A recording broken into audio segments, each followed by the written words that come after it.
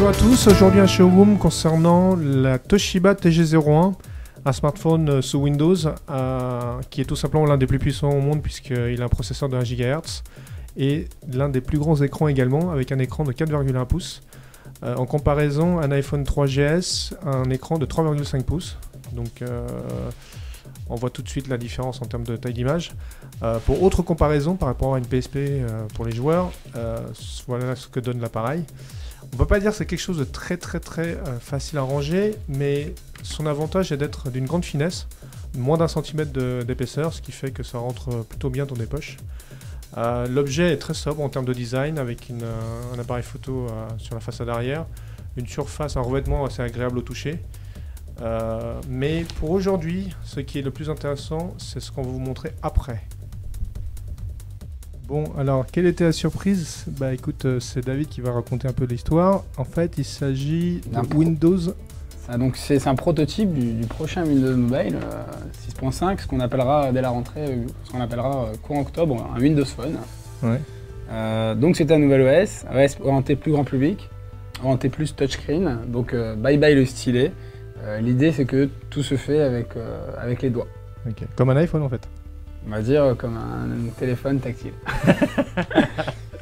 Donc l'objectif, en fait, l'idée a été de concentrer au sein d'une même interface ce qui est essentiel dans ma vie au quotidien et sur mon smartphone. Ouais. Donc c'est-à-dire mon calendrier avec mes rendez-vous qui vont se trouver par défilement ici.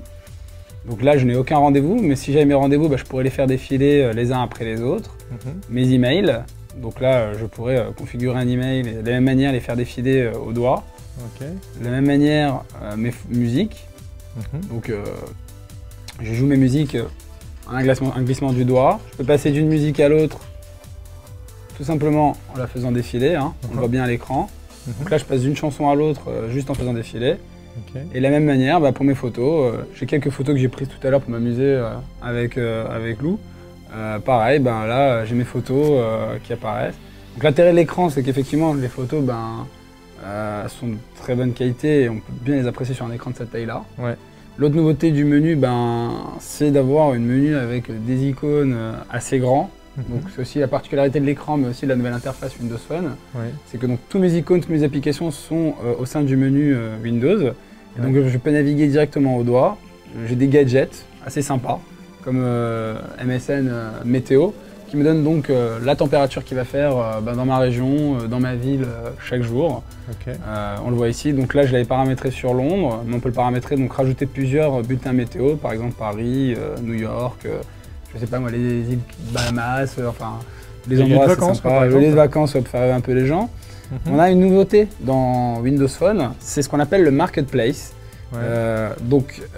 Qu'est-ce que le Marketplace? C'est ce qu'on appelle l'App Store chez Apple. Donc ce n'est pas encore ouvert, ça ouvrira prochainement, ça ouvrira à l'ouverture du service courant octobre. Oui. Mais c'est la possibilité de télécharger directement sur son téléphone des applications. Il y en a plus de 25 000 aujourd'hui sur Windows Phone. Donc on les retrouvera sur le Marketplace directement accessible au doigt. Okay. Donc ensuite, si je continue sur l'interface, donc on a en même temps que d'autres gadgets comme MSN Money, un truc assez sexy qu'on trouve nulle part ailleurs, c'est MyPhone. Microsoft MyPhone, c'est un service gratuit pour tous les possesseurs de Windows Phone et qui ont un compte Live ID, donc MSN forcément. Oui.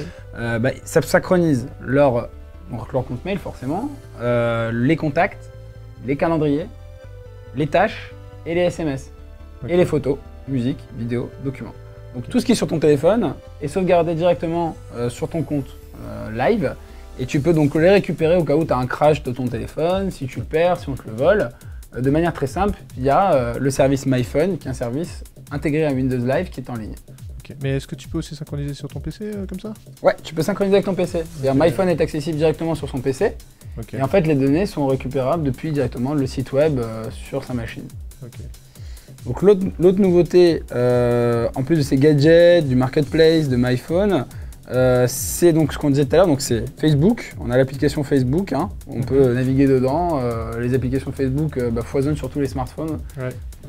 Pas que l'iPhone, il y a sur les BlackBerry, il y a sur sur les téléphones Nokia avec le N97 récemment. Vu la communauté de Facebook, c'est pas étonnant. C'est clair. Il y a même la Nintendo DSi là, qui accueille. Donc voilà, donc c'est gratuit, c'est pour tous les téléphones sous Windows Mobile, 6, 6.1 et les Windows Phone sous 6.5. Puis on a une dernière nouveauté, donc c'est ce que j'ai dit tout à l'heure, c'est le navigateur web qui lui accueille pour la première fois par rapport aux autres navigateurs, et donc il inclut le flash. Ici on peut lire le flash et c'est assez appréciable pour pouvoir lire tout simplement des vidéos, pas forcément uniquement sur YouTube, puisque sur YouTube, on l'a dit tout à l'heure, il y a des applications existent sur les téléphones aujourd'hui de plus en plus, mais sur un site comme Yahoo, sur Playscope, de pouvoir se rendre dessus, de lire des vidéos et d'avoir la possibilité d'avoir une interaction plus riche avec le web. Ouais. En fait, le problème du web, c'est qu'il y a tellement de flash qu'un navigateur sans flash, c'est un peu une voiture avec 3 roues, quoi. Exactement, on peut dire ça. Donc, je te rejoins sur ce point. Ouais. Donc c'est vraiment dommage, et là c'est vraiment super qu'il inclut. Je pense que le fait qu'il y ait un processeur 1 Go, ça le fait quand même. Ouais. Parce que le flash quand même, suivant la qualité des vidéos, ça consomme pas mal de ressources. Ouais. Je pense aussi pour ça qu'il y a d'autres téléphones aujourd'hui sur le marché qui ne sont pas équipés lecteur flash, peut-être. Ouais, probablement. C'est question d'autonomie, à mon avis. Enfin, c'est un tout, quoi.